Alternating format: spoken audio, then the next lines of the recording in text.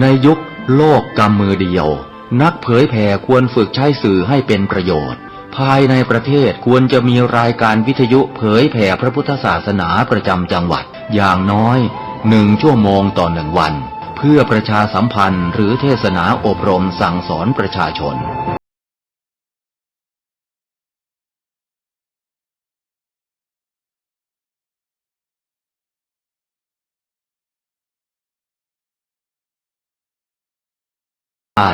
การใช้สื่อคือการทำงานเชิงรุกที่ดีที่สุดการรอให้คนเข้าวัดแล้วจึงแสดงธรรมเหมือนแต่ก่อนนั้นอาจจะสายเกินไป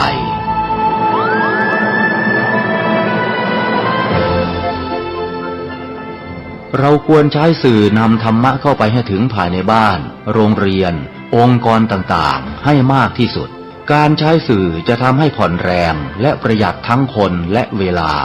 เทศนาผ่านสื่อเพียงคนเดียวเสมือนเราเนรมิตนักเผยแผ่ได้เป็นหมื่นเป็นแสนนักเผยแผ่นั้นนอกจากอบรมตามหลักสูตรธรรมดาเพื่อให้ได้วุฒิบัตรรับรองแล้วพึงอบรมเรื่องการเทศนาการเขียนการค้นคว้าซึ่งอาจจะเป็นเรื่องเฉพาะตัวแต่ก็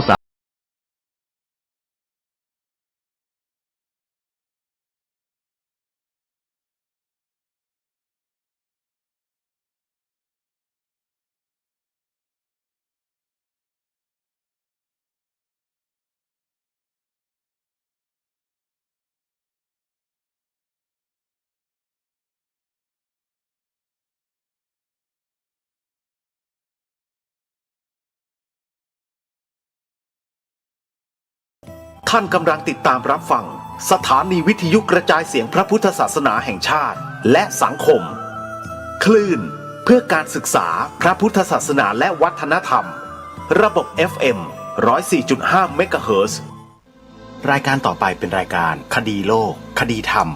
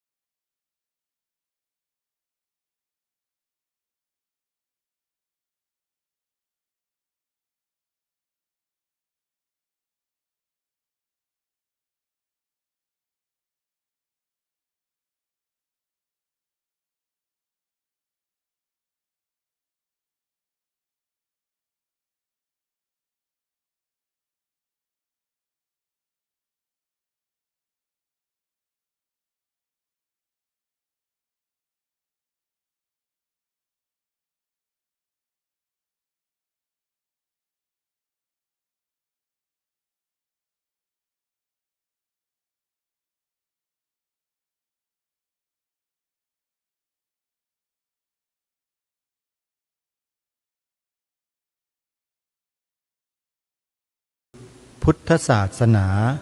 ทั่วไทยเพื่อติดตามรับฟังรายการนี้ได้เป็นประจำทุกวันแอปพลิเคชันนี้ได้รวบรวมสถานีวิทยุพระพุทธศาสนาแห่งชาติไว้ในที่เดียวกันมากถึง48สถานีท่านสามารถติดตามรับฟังรายการธรรมะได้ตลอด24 ชั่วโมงนี่คือสิ่งที่พระสงฆ์ได้ทำไว้ให้กับญาติโยมเพื่อให้ญาติโยมนั้นได้อาศัยเทคโนโลยีสมัยใหม่คือโทรศัพท์มือถือระบบ Android ดาวน์โหลดแอปพลิเคชันนี้ไว้ฟังธรรมะได้ทุกที่ทุกคนทุกแห่งในโลกใบนี้ท่านจะไปอยู่ที่ไหนก็ตามบนพื้นที่ ที่มีสัญญาณอินเทอร์เน็ตท่านก็สามารถเปิดฟังธรรมะได้ตลอด24ชั่วโมงนวัตกรรมนี้ทางวัดป่าจริยธรรมเป็นผู้ดำเนินการพัฒนาจัดทำให้มีขึ้นจึงขอเรียนเชิญสาธุชนได้ช่วยกันเผยแพร่ช่วยกันบอกต่อให้พี่น้องชาวไทยชาวพุทธของเราดาวน์โหลดแอปพลิเคชันดีๆนี้ไว้ฟังธรรมะสาระที่เป็นประโยชน์ต่อชีวิตของคนเราวันนี้ทางรายการขอเริ่มต้นด้วยข่าวประชาสัมพันธ์เชิญชวนญาติโยมทุกท่านทุกคนร่วมบุญงานปิดทองฝังลูกนิมิตผูกพัทธสีมาวัดศรีอุดมวงศ์อุโบสถวัดศรีอุดมวงศ์ตำบลศรีสงครามอำเภอวังสะพุงจังหวัดเลยด้วยกันอาตมาภาพได้นำพาคณะญาติโยมชาวสวนป่าสามัคคีธรรมไปร่วมบุญกับวัดศรีอุดมวงศ์มาตั้งแต่วันที่18มกราคมที่ผ่านมาเป็นงานวันแรกแล้วก็ได้มีโอกาสกราบพระอาจารย์สมภพโชติปัญโยก่อนที่ท่านจะเดินทางกลับคณะญาติโยมก็อยู่กันจนกระทั่งถึงวันที่20มกราคมแล้วก็เดินทางกลับด้วยความปลอดภัยทุกคนก็อิ่มบุญด้วยกันก็มีญาติธรรมญาติโยมสวนป่าสามัคคีธรรมของเราได้รับเป็นเจ้าภาพลูกนิมิตจำลองในครั้งนี้จำนวนทั้งสิ้น3ลูกนั่นก็คือสวนป่าสามัคคีธรรมพร้อมด้วยคณะญาติโยม1ลูกตระกูลธรรมกลาง1ลูกและคุณโยมชาครคุณโยมอาภาธรกีรติธรรมพร1ลูกคุณโยมสุรพลโยมชัชกรศรีประเสริฐ1ลูกนี่คือเท่าที่ทราบญาติธรรมของสวนป่าสามัคคีธรรมของเราได้ร่วมรับเป็นเจ้าภาพลูกนิมิตจำลองให้กับทางวัดศรีอุดมวงศ์รวม4ลูกญาติโยมแล้วก็ยังมีคุณโยมแม่จงรักโสพลพร้อมด้วยคณะพาคณะญาติธรรมมาร่วมบุญกับวัดศรีอุดมวงศ์ถึง2 ครั้ง2 คราและก็ได้นำปัจจัยมาถวายเป็นค่าเดินทางให้กับสวนป่าสามัคคีธรรมของเราเล็กๆน้อยๆก็ถือว่าเป็นน้ำจิตน้ำใจนะโยมนะ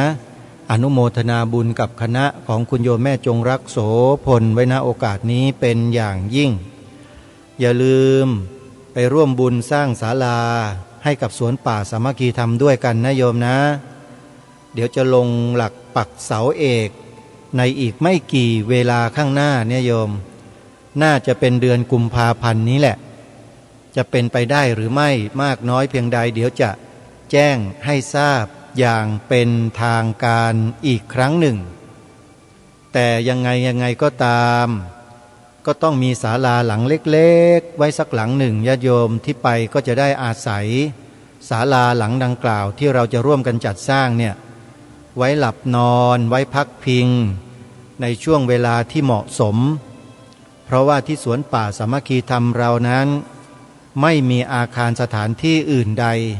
ที่จะอำนวยความสะดวกให้กับญาติโยมเท่าที่ควรมีแต่อาคารรวมหลังเล็กๆอาศัยหลับนอนกันได้เพียงแค่4-5 คนเท่านั้นเองโยมถ้าจะมากกว่านั้นก็คงจะไม่สามารถจะรองรับได้เลยมีความดำริจะสร้างศาลาเล็กๆย่อมๆสักหลังหนึ่งญาติโยมอยู่อาศัยหลับนอนพักผ่อนก็ได้ประมาณสัก10 20 30 คน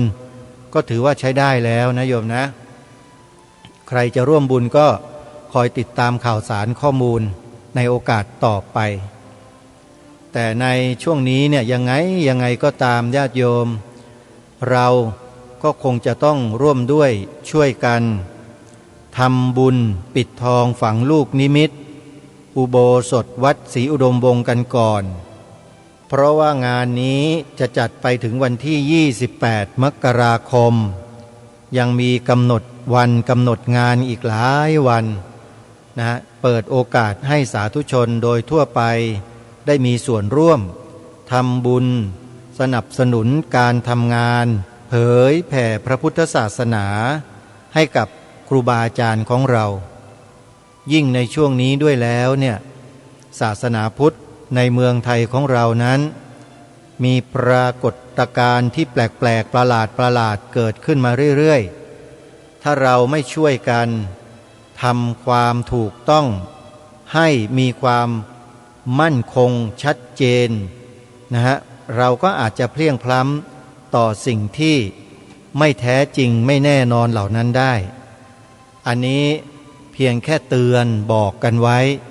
ว่ามันกำลังเป็นไปอยู่ณขณะนี้คงจะไม่ลงลึกลงไปว่าคืออะไรท่านผู้ฟังแต่ให้ทราบไว้ร่วมกันว่ามันเกิดการทะเลาะเบาะแว้งถกเถียงกันในสังคมชาวพุทธณขณะนี้จริงซึ่งทุกท่านก็คงจะทราบกันดีอยู่แล้วถ้าหากเรา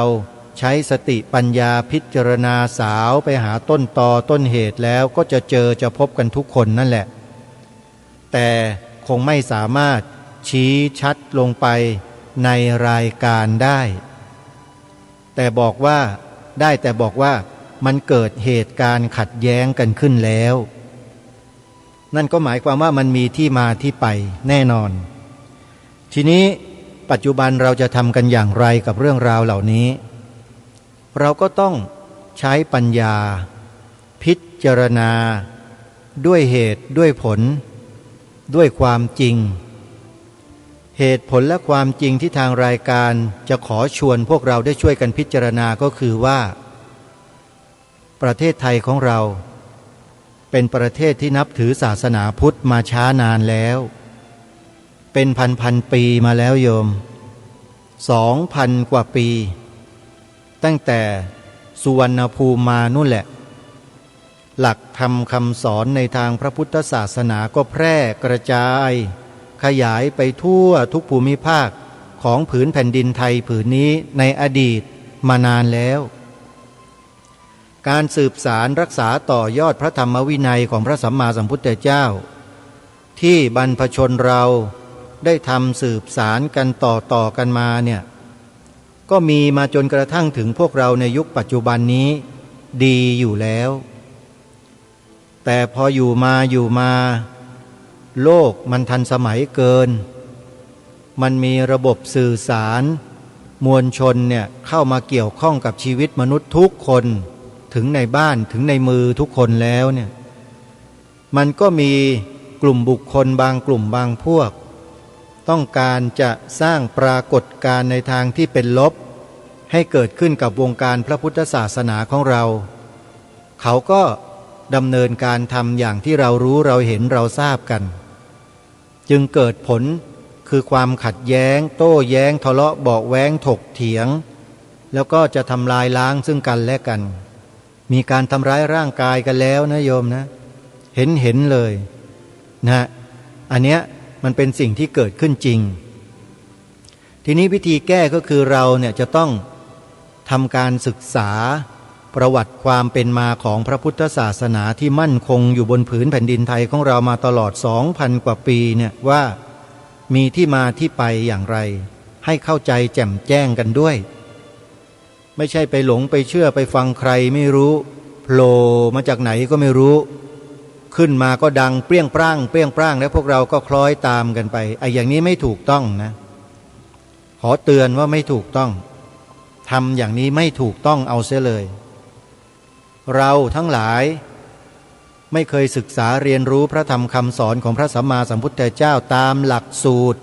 ที่คณะสงฆ์ที่บรรพบุรุษไทยบรรพชนไทยเราสืบสารรักษาต่อยอดกันมาเลยไม่เคยเรียนรู้กันเลยไม่เคยทำความเข้าใจอย่างละเอียดกันเลยใช่หรือไม่ แล้วเมื่อเราไปฟังใครก็ไม่รู้ไปอ้างว่านั่นคือพระพุทธเจ้าตรัสว่าพระพุทธเจ้าสอนว่าพระพุทธเจ้าว่าอย่างนั้นว่าอย่างเนี้ยพอเราได้ยินอย่างนี้เราก็เชื่อทันทีถามว่านี่คือสิ่งที่มันควรจะเป็นควรจะมีในบ้านเมืองไทยของเราหรือมันไม่ควรอย่างยิ่งพระสงฆ์คณะสงฆ์ท่านทำการสืบสารรักษาต่อยอดพระธรรมวินัยมาตั้งแต่ครั้งสมัยหลังพุทธปรินิพพานสังคายนาครั้งที่1มาเนี่ยสืบสายกันมาอย่างนี้ 2,000 กว่าปีด้วยความยากลำบากต่อสู้ทุกสิ่งทุกอย่างเหน็ดเหนื่อยวิริยะอุตสาหะทำทุกอย่างเพื่อรักษาพระธรรมวินัยให้บริสุทธิ์บริบูรณ์สิ้นเชิงมาโดยตลอดแต่อยู่ๆก็มีคนมาอ้างว่าพระพุทธเจ้าพูดอย่างนั้นพระพุทธเจ้าสอนแบบนี้แล้วมาทำให้คนในสังคมชาวพุทธเราแตกแยกกันเนี่ยมันควรไหมมันควรที่จะให้มันเป็นไปอย่างนั้นไหมท่านผู้ฟังมันง่ายไปหรือเปล่าง่ายไปไหมท่านว่ามันง่ายไปไหมที่จะให้เกิดเหตุการณ์อย่างนี้ขึ้นในบ้านเมืองของเราเนี่ยง่ายไปมันง่ายเกินไปด้วยเหตุนี้พระสงฆ์คณะสงฆ์จึงไม่อาจสามารถที่จะนิ่งเฉยต่อสถานการณ์ที่เป็นไปอยู่เช่นนั้นได้ท่านก็เลยมอบหมายให้ผู้ที่เกี่ยวข้องเนี่ยออกมาชี้แจงแสดงความถูกต้องให้กับสังคมได้รับรู้รับทราบและในขณะนี้ก็มีคนหลายๆฝ่ายออกมาร่วมกับคณะสงฆ์มาชี้แจงต่อคนในสังคมให้ได้รับรู้รับทราบในหลายๆกรณีซึ่งก็มีการนำเสนอที่แตกต่างกันออกไปแต่เนื้อหาใจความก็คือเป็นไปในทิศทางเดียวกันก็พอที่จะสบายใจขึ้นมาได้บ้างว่ายังมีคฤหัสถ์ญาติโยมในสังคมไทยของเราเนี่ยเข้าใจในสถานการณ์เหล่านั้นเป็นอย่างดีกันอยู่ไม่น้อยเลยรายการคดีโลกคดีธรรมติดตามสถานการณ์เหล่านี้อย่างต่อเนื่องแล้วก็เห็นความเคลื่อนไหวความพยายามของผู้ที่มีสติปัญญาผู้ที่เข้าใจในสถานการณ์เหล่านี้ออกมาชี้แจงมีความเข้าใจท่านเหล่านั้นเป็นอย่างดีแต่ในขณะเดียวกันก็คอยสังเกตนะใช้ความสังเกตใช้ความพินิจพิเคราะห์พิจารณาถึงถ้อยคำที่นำเสนอออกมาในแต่ละกลุ่มแต่ละพวกแต่ละคนไปด้วยทั้งนั้นแหละฟังดูแล้วก็จะรู้ทันทีว่าคำพูดที่ออกมานั้นส่อไปในทิศทางใดก็จะรู้ทันทีในฐานะที่ศึกษาเล่าเรียนพระปริยัติธรรมมาอย่างมากมายพอสมควรก็จะจับทางคำพูดของคนในแต่ละคนเนี่ยได้ไม่ยากไม่ได้เก่งไม่ได้เก่งนะแต่มันเป็นเช่นนั้นจริงๆคำพูดใดส่งผลกระทบอย่างไรดีอย่างไรหรือไม่ดีอย่างไรเนี่ยฟังออกฟังแล้ววิเคราะห์ถึงผลได้เลยว่าคำพูดแบบนี้ถ้อยคำที่ออกมาแบบนี้ประโยคอย่างนี้มันจะทำให้ผู้ฟังที่ไม่มีความรู้ความเข้าใจในด้านพระพุทธศาสนามาก่อนเขาจะมีความรู้สึกอย่างไรคือสามารถจับได้จับความและเจตนาในประโยคเหล่านั้นได้จึงพยายามฟังดูคลิปต่างๆที่ถูกสร้างขึ้นมาในโลกโซเชียลในยุคปัจจุบันเนี่ยว่าเขาจะมาในรูปแบบไหนมายังไงและมันจะส่งผลต่อสังคมต่อพระพุทธศาสนาต่อหลักธรรมคำสอนต่อความมั่นคงอย่างไรหรือไม่อันนี้ต้องใช้ความพินิจพิเคราะห์ใช้สติใช้ปัญญาอย่างมากจึงจะสามารถจับสิ่งเหล่านี้มาวิเคราะห์ได้อย่างชัดเจนได้รายการคดีโลกคดีธรรมกำลังทำอยู่แล้วก็รู้ด้วยแล้วก็เห็นด้วยเข้าใจด้วยว่าคนกลุ่มนี้คนนี้คณะนี้บุคคลนี้กล่าวอย่างนั้นอย่างนี้อย่างนี้เกี่ยวกับประเด็นอย่างนั้นประเด็นอย่างนี้เขามีวัตถุประสงค์อะไร คือเข้าใจถึงขนาดนั้นแล้วก็ทำการบันทึกหลักฐานเอาไว้ว่าคนนี้พูดอย่างนี้นะแบบนี้อย่างนี้อย่างนี้นะหลักพื้นที่ยึดถือมาโดยตลอดที่ทุกคนในฐานะที่เป็นชาวพุทธนะฮะจะต้องยึดถือให้มั่นคงโดยตลอดก็คือหลักของคัมภีร์ทางพระพุทธศาสนาที่ชื่อว่าพระไตรปิฎกพระบาลีทั้ง3ปิฎกคือพระวินัยปิฎกพระสุตตันตปิฎกพระอภิธรรมปิฎกยึดหลักนี้ไว้ก่อนให้เป็นไปตามตัวอักษรทุกอย่างเพราะ 2,000 กว่าปีเนี่ยบูรพาจารย์ท่านได้สืบสารรักษาอักขระวิธีมาอย่างถูกต้องงดงามดีงามแล้วเราต้องยึดมั่นในหลักการนี้เอาไว้เป็นที่หนึ่งเลย 2. ยึดอัตถกถาพระอรหันต์ทั้งหลายได้อธิบายขยายความในธรรมวินัยของพระสัมมาสัมพุทธเจ้าในฉบับของพระไตรปิฎกเอาไว้ต้องยึดถือเป็นลำดับที่3. ดีกาอนุดีกาโยชนาคันถีศรัทธาวิเศษทั้งหลายทั้งปวงอันนี้เราก็ต้องยึดไว้เป็นหลักทั้งหมดนี่คือลายลักษณ์อักษรตัวอัฏฐะแล้วก็พยัญชนะทั้งหมดจะต้องสอดคล้องกันตรงกันไม่ขัดแย้งกันแล้วคณะสงฆ์ไทยเราก็สืบสารรักษาต่อยอดสิ่งเหล่านี้มาไว้ด้วยดีโดยตลอดไม่เคยขาดสายเลยยิ่งยุคปัจจุบันนี้มีสำนักเรียนพระบาลีทั้งบาลีน้อยบาลีใหญ่เกิดขึ้นทั่วราชอาณาจักรก็ยิ่งทำให้เรามั่นอกมั่นใจได้ว่า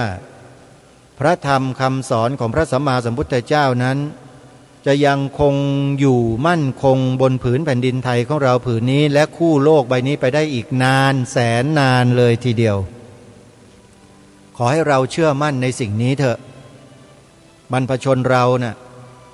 ท่านไม่คิดที่จะทำลายพระธรรมคำสอนของพระสัมมาสัมพุทธเจ้าแม้แต่นิดเดียวไม่มีเลยมีแต่จะทรงไว้รักษาไว้สืบสารกันต่อไปต่อยอดกันให้ยาวนานไม่เหมือนกับคนในยุคนี้ยุคปัจจุบันนี้แหละที่อวดอ้างสรรพคุณตัวเองว่าเป็นอย่างนั้นรู้อย่างนี้อะไรอย่างนั้นแล้วก็มาอ้างพระพุทธเจ้าพูดไปต่างๆนานาให้คนในสังคมเกิดความไขว้เขวในวัฒนธรรมจารีตประเพณีของคนไทยของเราอย่าลืมนะว่าคนในประเทศไทยเราเนี่ยมีหลายชนเผ่ามีหลายความเชื่อมีหลายวัฒนธรรมประเพณีของแต่ละท้องถิ่นที่ยึดหลักการเดียวกันเอาไว้ถึงแม้ว่าจะมีความแตกต่างทางด้านวัฒนธรรมประเพณีวิถีชีวิตแต่คนไทยทุกหมู่เหล่าเนี่ยร้อยเรียงจิตใจกันไว้ด้วยหลักธรรมคำสอนของพระสัมมาสัมพุทธเจ้าคือมีความเชื่อและมีความศรัทธาที่มั่นคงเชื่อมั่นในพระสัมมาสัมพุทธเจ้ากันหมดแต่อยู่ๆก็มีคนมายุแย่อ้างคำสอนของพระพุทธเจ้าผิดแล้วก็ไปเที่ยวลบหลู่ดูหมิ่นไปด้อยค่าวัฒนธรรมจารีตประเพณีความเชื่อของคนในประเทศในสังคมอย่างไม่น่าให้อภัยบอกได้เลยว่าไม่น่าให้อภัยเลยพระสงฆ์ในประเทศไทยเราไม่เคยทำเช่นนี้เลยจริงไหมญาติโยมมีพระสงฆ์รูปไหนบ้างที่ไปกลด่าไปด้อยค่าญาติโยมที่ประกอบอาชีพทำมาหากินภายใต้วัฒนธรรมประเพณีความเชื่อของแต่ละคนน่ะพระสงฆ์เคยไปทำลายไหมเคยใช้วาจาแบบนั้นไหมโยมไม่มีเลยถ้ามีโยมก็ไปจัดการกันเองนะใครอ่ะแต่คณะสงฆ์ส่วนมากไม่ได้เป็นเช่นนั้นเลยฮะยังคงผสมผสานกลมกลืนไปกับหลักธรรมคำสอนของพระสัมมาสัมพุทธเจ้าตามที่พระสัมมาสัมพุทธเจ้าตรัสสอนทุกประการคือพระสงฆ์เราเนี่ยจะต้องอนูปคาโต อนูปวาโทไม่กล่าวร้ายแล้วก็ไม่ทำร้ายใครพระสงฆ์จึงปฏิบัติมาเป็นแบบแผนแนวทางที่ดีงามมาโดยตลอดอยู่ร่วมกันกับพี่น้องประชาชนคนไทยในสังคมมาอย่างสงบสุขร่มเย็นไม่เคยมีปัญหาขัดแย้งอะไรกันเลยแต่มาบัดนี้ผู้ที่เดือดร้อนเพราะมีคนอ้างพระพุทธเจ้าไปด้อยค่าไปดูหมิ่นไปถากถางไปลบหลู่ไปทำลายเขาญาติโยมว่ากันไปเองนะพระไม่เกี่ยวนะโยมพระไม่เคยไปทำอะไรเช่นนั้นกับญาติโยมเลยนะโยมที่เป็นคฤหัสถ์ด้วยกันก็ว่ากันไปเองนะโยมนะอาตมาภาพไม่ได้ยุยงส่งเสริมนะโยมแต่ว่าไปแก้ไขกันไม่ได้ให้ไปทำอะไรนะไปแก้ไขสถานการณ์ต่างๆกันเองนะโยมพระไม่เกี่ยวพระก็ยังคงทำหน้าที่ของพระไปเรื่อยอย่างอาตมาภาพก็ทำหน้าที่ของอาตมาไปจัดรายการนำเสนอเรื่องราวเนื้อหาต่างๆไปมีกิจกรรมของครูบาอาจารย์ที่จัดที่ทำก็ไปร่วมไปทำกิจกรรมด้วยกันไปแสดงทำไปบรรยายทำให้ความรู้กับญาติโยมแล้วก็ทำกันอยู่อย่างนี้มาช้านานแล้วแต่สถานการณ์ที่เกิดขึ้นในบ้านเมืองเรามันเกิดมาเพียงไม่กี่ปีมานี้เองปี2 ปีมาเนี่ยที่มันโด่งดังจนโด่งจนกระทั่งมันจะดับอยู่เนี่ยนะมันเพิ่งจะเกิดโยมมันเป็นเพียงแค่กระแสโยมเข้าใจคำว่ากระแสไหมกระแสเนี่ยมันสร้างกันขึ้นมาได้นะโยมเขาสร้างกระแสกันขึ้นมามันเป็นเพียงแค่กระแสทีนี้คนที่ไม่มีพื้นฐานทางความรู้ด้านพระธรรมคำสอนของพระสัมมาสัมพุทธเจ้ามาก่อนพอเจอกระแสนี้เข้าไปก็หวั่นไหวง่ายสิหวั่นไหวกระเพื่อมกันไปหมดเลยสังคมเห็นไหมมันบ่งบอกให้เห็นว่าอะไรบ่งบอกให้เห็นว่าคนไทยที่นับถือศาสนาพุทธนะยังขาดองค์ความรู้เรื่องหลักธรรมคำสอนของพระสัมมาสัมพุทธเจ้าอยู่อีกเยอะเลยนี่ขนาดพระสงฆ์เราพยายามทำงานด้านเผยแผ่กันถึงขนาดแบบสุดๆแล้วนะโยมถึงขนาดขายไร่ขายนาของบิดามารดาไปตั้งสถานีวิทยุเปิดธรรมะกันเนี่ยโยมลองคิดดูดิถึงขนาดนั้นแล้วนะก็ยังไม่สามารถจะทำให้ผู้คนในสังคมนะส่วนหนึ่งกระเตื้องกันขึ้นมาได้เลยแต่ก็ไม่ได้สิ้นความหวังหรอกเพราะการทำหน้าที่ของเหล่าอาตมาภาพทั้งหลายเนี่ยก็ทำให้เกิดบุคลากรที่เป็นคฤหัสถ์ญาติโยมที่เป็นลูกศิษย์ออกมาเป็นปากเป็นเสียงแทนพระเจ้าพระสงฆ์กันจำนวนไม่น้อยเลยอย่างที่อาตมาภาพได้ติดตามบุคคลเหล่านี้อยู่หลายคนที่ฟังแล้วพิจารณาแล้วแปลว่าพระสงฆ์เราที่ทำงานด้านการเผยแผ่ที่ผ่านมาเนี่ยไม่สูญเปล่าเลยได้ลูกศิษย์ลูกหาที่มีความรู้ที่มีปัญญาช่วยกันอธิบายขยายความถึงข้อปฏิบัติในทางพระพุทธศาสนาได้อย่างแจ่มแจ้งได้อย่างชัดเจนกันหลายต่อหลายคนเท่ากับว่าได้ตีตื้นขึ้นมาได้เยอะพอสมควรแต่ถึงกระนั้นก็ไม่เคยประมาทคณะสงฆ์เองก็ยังคงส่งเสริมการศึกษาเล่าเรียนและการปฏิบัติทั้งภาคปริยัติแล้วก็ภาคปฏิบัติร่วมด้วยช่วยกันอย่างต่อเนื่องไม่หยุดหย่อนยังคงทำหน้าที่เหมือนเดิมญาติโยมไม่ต้องวิตกกังวลนะส่วนบุคคลที่ทำเสียหายมันก็มีเป็นธรรมดาในสังคมทุกสังคมนั่นแหละโยมอย่าไปมองว่าเป็นเรื่องคอขาดบาดตายอย่าไปคิดอย่างนั้น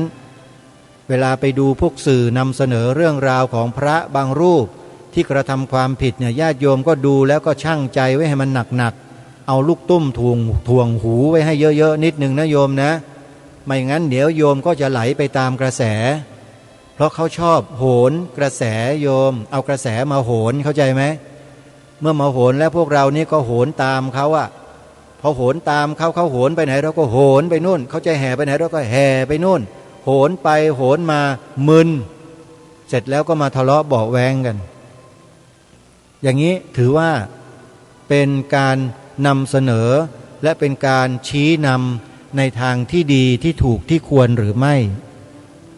ชี้นำแล้วสังคมทะเลาะเบาะแว้งกันเนี่ยดีไหมสื่อแบบนี้ดีไหมโยมสื่อที่ทำให้คนไทยทะเลาะกันน่ะโยมว่าดีไหมแล้วดูกันอยู่ทำไมล่ะโยมดูไปเพื่อต้องการจะทะเลาะกันใช่ไหมก็ไม่ว่าอะไรนี่ก็ทะเลาะกันต่อเถอะแต่พระสงฆ์ในประเทศนี้ไม่เอาด้วยนะก็ยังคงทำหน้าที่ตามปกติไม่ใช่ว่าไม่สนใจไม่ใส่ใจสนใจอยู่แต่ไม่ลงไปเกลือกกลั้วให้มันเสียเวลาเพราะพระสงฆ์ในประเทศไทยเราทราบและรู้ดีว่ากระแสเหล่านั้นคืออะไรกระแสเหล่านั้นมันถูกสร้างขึ้นมาเพื่ออะไรพระสงฆ์ท่านรู้ท่านทราบดีโยมไม่ต้องกลัวหรอกนะเพราะว่าพระสงฆ์เรานั้นอยู่กับพระธรรมวินัยของพระสัมมาสัมพุทธเจ้ามาตั้งแต่เกิด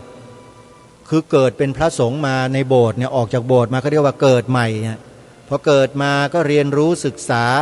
ปฏิบัติตามหลักธรรมคำสอนของพระสัมมาสัมพุทธเจ้าจนเข้าใจพอสมควรแล้วคนเหล่านี้จะเอากระแสมาโหนให้เชื่อให้หลงเนี่ยมันทำไม่ได้หรอกพระสงฆ์เราไปโหนตามใครไม่ได้โยมก็ได้แต่จะบอกจะเตือนนะคนที่โหนอยู่นั่นนะว่าให้ระมัดระวังด้วยนะเพราะว่าพระพุทธเจ้าตรัสสอนไว้ว่ากรรมมุนาวัตตตีโลโกสัตว์โลกย่อมเป็นไปตามกรรมทำกรรมใดไว้มีเจตนากระทำอย่างไรเจตนานั้นแหละพระพุทธเจ้าตรัสว่าคือกรรมนั้นแหละจะตามสนองคนที่กระทำนั้นอย่างแสนสาหัสแน่นอนถ้าการกระทำนั้นส่งผลทำให้สังคมเสื่อมทรามทำให้สังคมทะเลาะเบาะแว้งไม่มีความสงบสุขทำลายสังคมกรรมนั้นก็จะสนองกลับไปอย่างรุนแรงโยมอย่าลืมนะพระพุทธเจ้าตรัสเรื่องกรรมเอาไว้อีกอันหนึ่งว่านัตถิกรรมะสมังพลังอันยิ่งใหญ่มโหฬารอื่นใดในจักรวาลจะเสมอเหมือนพลังแห่งกรรมนั้นไม่มีกรรมคือพลังอันสูงสุดที่ไม่มีใครสามารถจะต้านทานได้แม้แต่พระโมคคัลลานะพระอัครสาวกเบื้องซ้ายของพระสัมมาสัมพุทธเจ้าผู้ได้รับเอตทัคคะยกย่องว่าเป็นพระสงฆ์ที่มีฤทธิ์มากที่สุดเป็นพระอรหันต์ที่มีฤทธิ์เดชมากที่สุดก็ยังไม่สามารถจะหนีพ้นกรรมได้ญาติโยมพระสัมมาสัมพุทธเจ้าก็เหมือนกันทรงหนีกรรมไม่ได้หลายครั้งที่มีแสดงอยู่ในพระไตรปิฎกพระสัมมาสัมพุทธเจ้าตรัสจากพระโอษฐ์ของพระองค์เองเลยเกี่ยวกับเรื่องที่พระเทวทัตกลิ้งหินลงมาเพื่อหวังจะปลิดพระชนชีพของพระสัมมาสัมพุทธเจ้าที่เขาคิชกูฏสะเก็ดหินเนี่ยกระเด็นมาโดนนิ้วพระหัตถ์นะไม่ใช่พระหัตถ์สินิ้วพระบาทของพระองค์ท่านเนี่ยห่อเลือดพระพุทธองค์ก็ตรัสเลยนี่คือเศษกรรมของพระองค์ที่สมัยอดีตชาติก่อนนานมาแล้วนู้นพระองค์ได้ทรงกระทำอะไรไว้และกรรมนั้นก็มาถึงพระองค์ในวันนี้แต่พระเทวทัตก็ถูกกรรมอันแสนสาหัสเรียกว่าอนันตริยกรรมที่ตนเองทำนั้นน่ะส่งผลให้ลงไปสู่อเวจีมหานรกนู้นนะโยมแต่พระเทวทัตได้สำนึกผิดในตอนที่ถูกธรณีสูบได้ถวายคางกระดูกคางเนี่ยแด่พระพุทธเจ้าเป็นการขอขมากรรมส่งจิตอันมีความสำนึกนั้นออกมาไอ้กรรมตรงนี้ที่ตนเองสำนึกผิดนี่แหละก็จะส่งผลให้ตนเองเนี่ยไปเกิดในยุคหนึ่งแล้วเป็นพระปัจเจกพุทธเจ้าโยมพอฟังตรงนี้แล้วพอจะมองอะไรออกไหมโยมพอมองออกบ้างไหมว่าคืออะไรคือจะให้เทียบอย่างนี้ว่าแม้แต่พระเทวทัตที่จ้องทำลายล้างพระชนชีพของพระพุทธเจ้ามาโดยตลอดเมื่อตายแล้วก็ตกไปสู่อเวจีมหานรกขนาดนั้นนะ ขนาดตกอเวจีมหานรกนะสัตว์นรกนะโยมนั่นนะพระเทวทัตนะ่ะปัจจุบันยังเป็นสัตว์นรกอยู่นะพระพุทธเจ้ายังทรงมีพระเมตตาใช้อนาคตังสยานตรัสบอกกับเหล่าบรรดาสาวกของพระองค์ท่านว่าเทวทัตในอนาคตการข้างหน้าอีกยาวไกลแต่พระองค์ไม่ทรงตรัสบอกชัดเจนนะว่ายาวไกลแค่ไหนจะได้เป็นพระปัจเจกพุทธเจ้านั่นหมายความว่าคนอย่างพวกเราท่านทั้งหลายที่ยังมีชีวิตอยู่ได้อยู่มีชีวิตพบกับพระพุทธศาสนาศึกษาฟังพระธรรมคำสอนคนที่พูดถูกบ้างพูดผิดบ้างทะเลาะเบาะแว้งกันบ้างเนี่ยโยมไม่ต้องกลัวหรอกยังไงพวกเราเนี่ยสั่งสมบุญกันไว้ตลอดเกิดต่อไปชาติต่อไปมีหรือพวกเราจะไม่ได้บรรลุธรรมกันน่ะแน่นอนอยู่แล้วแม้แต่พระเทวทัตอยู่ในอเวจีมหานรกพระพุทธเจ้ายังตรัสพยากรณ์ไว้ชัดเจนเลยว่าจะได้เกิดขึ้นมาเป็นมนุษย์แล้วเป็นพระปัจเจกพุทธเจ้าเนี่ยเห็นไหมไม่ธรรมดานะโยมนะเรื่องของกรรมเนี่ยอย่าไปดูถูกเรื่องกรรมนะตรงเนี้ยบางทีฟังทีไรแล้วทำให้อาตมาภาพเนี่ยมีกำลังใจนะมีกำลังใจอย่างมากเลยในการที่จะทำความดีโยมไม่เคยท้อเลยจริงๆนะแม้แต่พระเทวทัตทำชั่วขนาดนั้นก็ยังไปอุบัติเป็นพระปัจเจกพุทธเจ้าในสมัยหนึ่งเลยและไอเราทำความดีอยู่ทุกวันอยู่เนี่ยดีบ้างไม่ดีบ้างนะโยมนะพวกเราทุกคนนะไม่ใช่หมายถึงใครบางคนนะฮะทำดีบ้างไม่ดีบ้างเจตนาดีบ้างไม่ดีบ้างเนี่ยแล้วทำไมเราจะไม่สามารถทำตนให้บรรลุเป็นโสดาบันสกทาคามีอนาคามีอรหันต์ได้เล่ามันก็ต้องเป็นไปได้เหมือนกันใช่ไหมเล่าจึงทำให้ไม่เคยท้อแท้กับการทำคุณงามความดีเลยหรือแม้แต่บางโอกาสที่ไม่สามารถจะทำความดีได้ต่อเนื่องอาจจะมีบางช่วงของชีวิตชาติใดชาติหนึ่งนะโยมอันนี้พูดถึงชาติต่อไปด้วยนะแม้แต่ชาตินี้ก็ตามเนี่ยชีวิตอาจจะพลิกผันนะจากทำความดีแล้วมันอาจจะมีผลเบี่ยงเบนพฤติกรรมแนวความคิดบางสิ่งบางอย่างให้ไปกระทำอะไรที่ตรงกันข้ามก็อาจจะมีได้เหมือนกันแต่ถึงกระนั้นก็ตามนะอาตมาภาพก็ยังเชื่อว่าเจตนาที่อยู่ในจิตใจของแต่ละคนแต่ละท่านเนี่ยเป็นเจตนาที่ดีฝ่ายดีทั้งนั้นไม่ต้องการที่จะทำความชั่วอันรุนแรงโหดเหี้ยมทารุณแน่นอนไม่ได้มีเจตนาเป็นเช่นนั้นมาตั้งแต่ต้นเพราะฉะนั้นคนทุกคนเนี่ยสามารถที่จะสร้างคุณงามความดีมีเจตนาที่ดีอยู่ในใจได้เสมอเอาอย่างเหล่าทหารเนี่ยโยมลองดู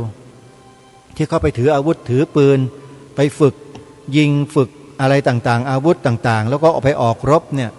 ไปยิงไปฆ่าศัตรูหรือคนที่มารุกรานต่างๆเหล่านี้ตายเกลื่อนเลยอย่างเงี้ยนะถามว่าเขามีเจตนาที่ต้องการจะฆ่าคนเหล่านั้นเพราะความโกรธแค้นเคืองไม่พอใจหรือเปล่าเปล่าเลยฮะแต่เขาทำตามหน้าที่ของเขาปกป้องกันประเทศชาติบ้านเมืองป้องกันประชาชนคือพวกเราเนี่ยให้อยู่รอดปลอดภัยไม่ตกเป็นเมืองขึ้นไม่ตกเป็นทาสใครทหารเหล่านั้นถามว่ากระทำบาปไหมฆ่าคนมันก็บาปอยู่แต่เจตนาที่เป็นบุญเป็นกุศลที่เป็นห่วงเป็นใยพวกเราเนี่ยมันแรงกว่าไงเข้าใจไหมเจตนาที่ปรารถนาดีหวังดีต่อส่วนรวมเนี่ยมันแรงกว่าการกระทำตรงนั้นเพราะการกระทำนั้นกระทำโดยหน้าที่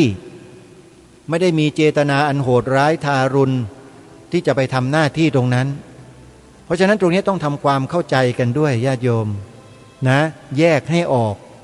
ศึกษากันให้ดีพระธรรมคำสอนพระสัมมาสัมพุทธเจ้าเนี่ยมีอะไรเยอะแยะละเอียดละออมากเลยนะไม่ใช่ไปฟังนะคำสอนของใครบางคนนะประเภทที่เรียกว่าคำสอนฟาสต์ฟู้ดนะโยมที่เขาเปรียบเทียบอุปมาอุปไมยกันนะคือไอ้คำสอนแบบสำเร็จรูปอ้างคำก็อ้างพระพุทธเจ้าสองคำก็อ้างพระพุทธเจ้าสอนอย่างนั้นพระพุทธเจ้าว่าอย่างนี้พระพุทธเจ้าพูดอย่างนั้น ไอเนี่ยเขาเรียกว่าคำสอนแบบฟาสต์ฟู้ดต้องระวังให้ดีนะคำสอนแบบเนี้ยถ้าผิดแล้วผิดเลยนะ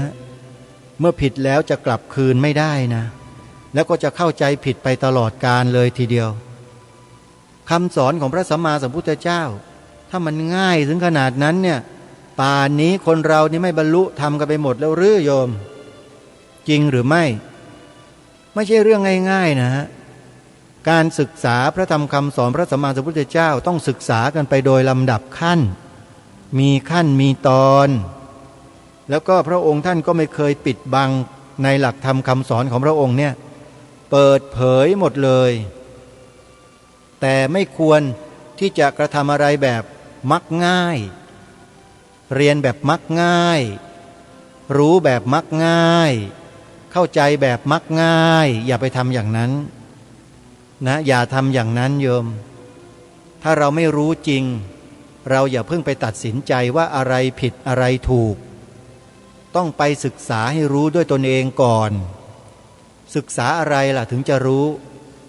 ธรรมศึกษาตรีธรรมศึกษาโทธรรมศึกษาเอก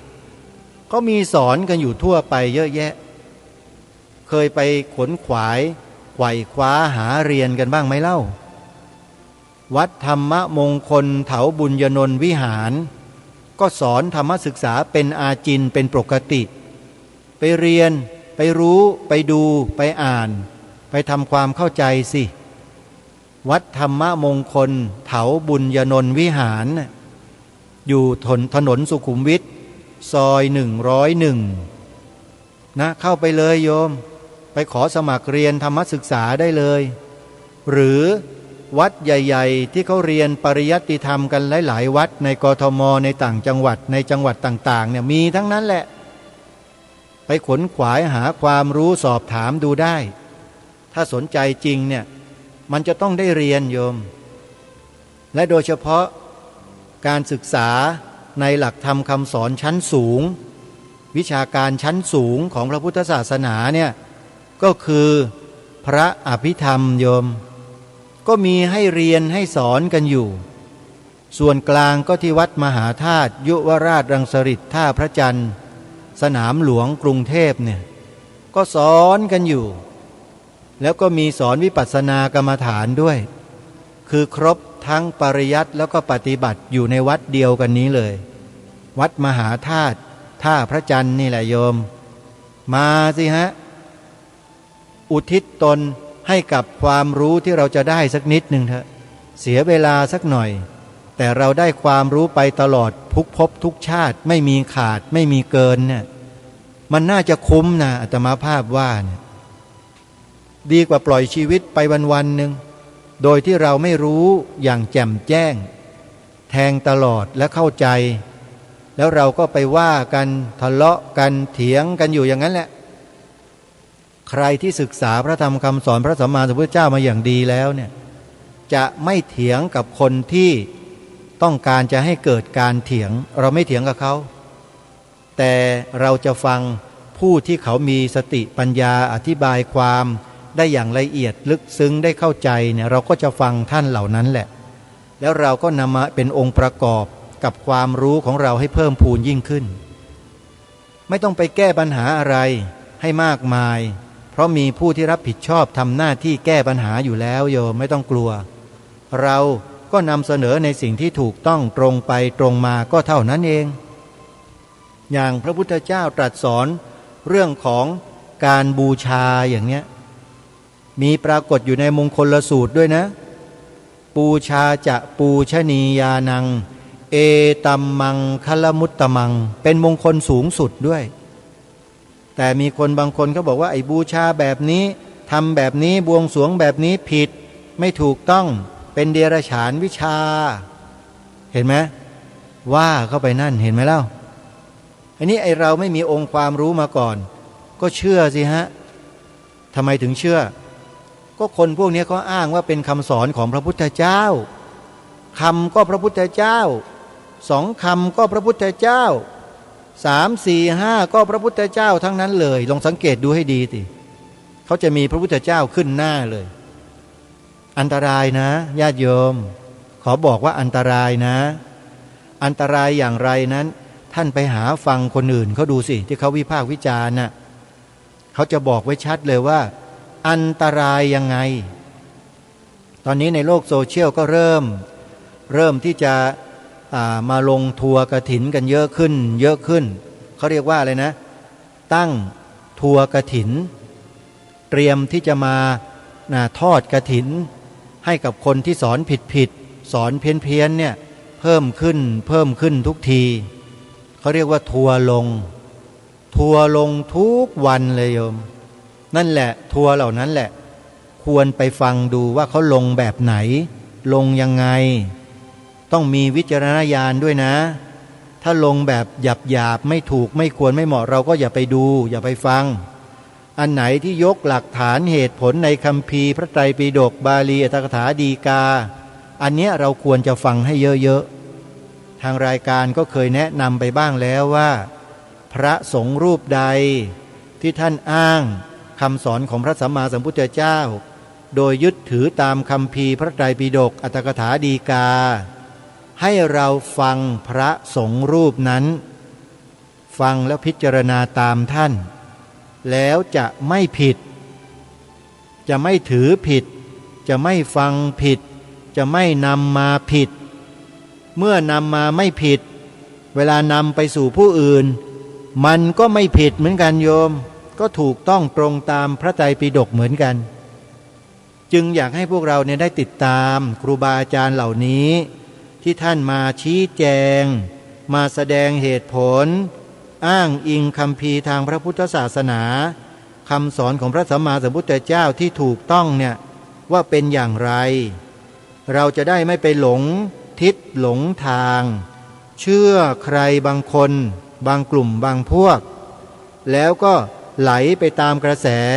ที่เขาโหนไปแล้วก็โหนมาอยู่ทุกวันเนี่ย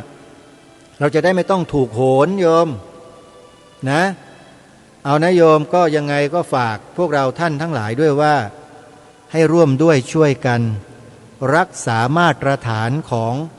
ความถูกต้องในคำสอนของพระสัมมาสัมพุทธเจ้าเอาไว้ด้วยกันต้องช่วยกันอย่าไปหลงเชื่อใครง่ายๆแต่จงศึกษาเรียนรู้ให้เกิดความเข้าใจที่ถูกต้องอันนี้คือสิ่งสำคัญที่สุดศึกษาให้เข้าใจให้ถูกต้องซึ่งมีครูบาอาจารย์มีวัดวาอารามที่พร้อมจะให้ความรู้ที่ถูกต้องแก่เราอยู่แล้วถ้าใครสนใจนะเป็นฆราวาสญาติโยมนะก็เรียนได้นะโยมเรียนได้แบบไม่มีเงื่อนไขด้วย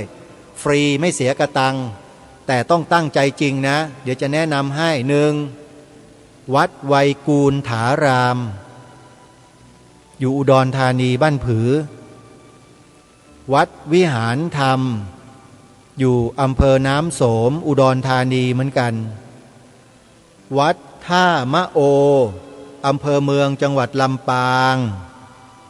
วัดป่าเขาสนามชัยจังหวัดประจวบคีรีขันธ์วัดหาดใหญ่สิตารามหรือวัดสมเด็จอยู่ที่อำเภอหาดใหญ่สงขลาเส้นทางไปสนามบินนะโยมจะเจอวัดนี้อยู่ซ้ายมือนะใครวิ่งไปสนามบินจะเห็นวัดนี้สร้างอุโบสถหลังใหญ่โตเลยเป็นไม้สักโยมวัดหาดใหญ่สิตารามไปเรียนนะไปเรียนเลยคฤหัสถ์นี่แหละ